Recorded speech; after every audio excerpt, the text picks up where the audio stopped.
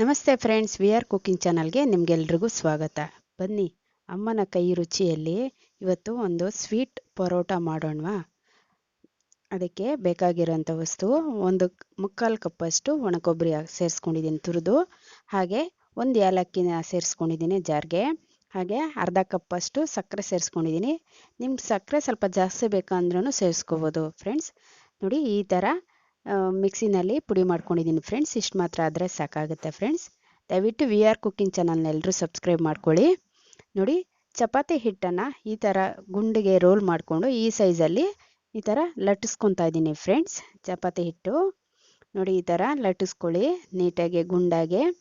ಇಲ್ಲಾಂದರೆ ಯಾವ ರೀತಿ ಬರುತ್ತೋ ನಿಮ್ಗೆ ಆ ರೀತಿಯೇ ಲಟ್ಟಿಸ್ಕೊಂಡು, ಮತ್ತು ನೋಡಿ ಅದ್ರ ಮೇಲೆ ಮಿಕ್ಸಿಗೆ ಹಾಕಿರೋ ಅಂಥ ಪದಾರ್ಥನ ಕೊಬ್ಬರಿ, ಸಕ್ಕರೆ, ಏಲಕ್ಕಿನ ಮಿಕ್ಸಿಗೆ ಹಾಕ್ಕೊಂಡಿದ್ದೀರಲ್ಲ ಅದನ್ನು ಚಪಾತಿ ಹಿಟ್ಟು ಮೇಲೆ ಸ್ಪ್ರೆಡ್ ಮಾಡ್ಕೊಳ್ಳಿ.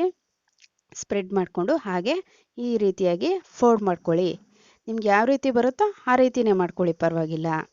ಈ ಸ್ವೀಟ್ ಪರೋಟ ಮಕ್ಕಳಿಗೆಲ್ಲ ತುಂಬ ಇಷ್ಟ ಆಗುತ್ತೆ ಫ್ರೆಂಡ್ಸ್. ಈ ಬೇಸಿಗೆ ರಜೆಯಲ್ಲಿ ಮಕ್ಕಳೆಲ್ಲ ಮನೇಲಿರೋದ್ರಿಂದ ಮಾಡಿಕೊಡಿ, ತುಂಬ ಚೆನ್ನಾಗಿ ತಿಂತಾರೆ ಫ್ರೆಂಡ್ಸ್.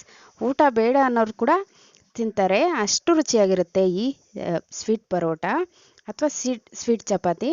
ಒಂದ್ಸರಿ ಟ್ರೈ ಮಾಡಿ ನೋಡಿ ಫ್ರೆಂಡ್ಸ್. ನೋಡಿ, ಈ ಥರ ಫೋಲ್ಡ್ ಮಾಡಿಕೊಂಡು ಈ ಥರ ಲಟ್ಟಿಸ್ಕೊತಾ ಇದ್ದೀನಿ ಫ್ರೆಂಡ್ಸ್. ಈ ಥರ ಗುಂಡಾಗಲಿ ಯಾವ ರೀತಿ ಬರುತ್ತೋ ಆ ರೀತಿ ಲಟ್ಟಿಸ್ಕೊಳ್ಳಿ, ಪರವಾಗಿಲ್ಲ, ನಡೆಯುತ್ತೆ. ನೋಡಿ, ಈ ಥರ ಲಟ್ಟಿಸ್ಕೊಳ್ಳಿ. ದಯವಿಟ್ಟು ವಿಡಿಯೋಗೊಂದು ಲೈಕ್ ಕೊಡಿ ಫ್ರೆಂಡ್ಸ್. ಇಷ್ಟ ಆದರೆ ಫ್ಯಾಮಿಲಿ ಫ್ರೆಂಡ್ಸ್ ಜೊತೆ ಶೇರ್ ಮಾಡಿ. ಯಾವ ರೀತಿ ಬಂತು ಅನ್ನೋದು ಕಮೆಂಟ್ ಮಾಡೋದು ಮರಿಬೇಡಿ ಫ್ರೆಂಡ್ಸ್. ಲಟ್ಸೋವಾಗ ಹುಷಾರಾಗಿ ಲಟ್ಸ್ಕೊಳ್ಳಿ ಫ್ರೆಂಡ್ಸ್, ಯಾಕೆಂದರೆ ಸ್ಟಫಿಂಗು ಸ್ವಲ್ಪ ರಫ್ ಆಗಿರೋದ್ರಿಂದ ಕಿತ್ತೋಗೋ ಚಾನ್ಸಸ್ ಇರುತ್ತೆ. ನೋಡಿ, ಈ ಥರ ಲಟ್ಸ್ಕೊಳ್ಳಿ. ಚಿಕ್ಕ ವಯಸ್ಸಲ್ಲಿ ಅಮ್ಮ ನಮಗೆಲ್ರಿಗೂ ಮಾಡಿಕೊಡ್ತಾಯಿದ್ರು, ಅದೇ ಥರ ರೆಸಿಪಿ ನಿಮ್ಗೆ ತೋರಿಸ್ತಾ ಇದ್ದೀನಿ. ನೋಡಿ, ಈ ಥರ ಹೆಂಚು ಮೇಲೆ ಹಾಕ್ಕೊಂಡು ಎಣ್ಣೆ ಅಥವಾ ತುಪ್ಪದಿಂದ ಬೇಯಿಸ್ಕೊತಾ ಇದ್ದೀನಿ ಫ್ರೆಂಡ್ಸ್. ಯಾವುದ್ರಲ್ಲಾದ್ರೂ ನೀವು ಬೇಯಿಸ್ಕೊಳ್ಳಿ, ತುಂಬ ರುಚಿಯಾಗಿರುತ್ತೆ.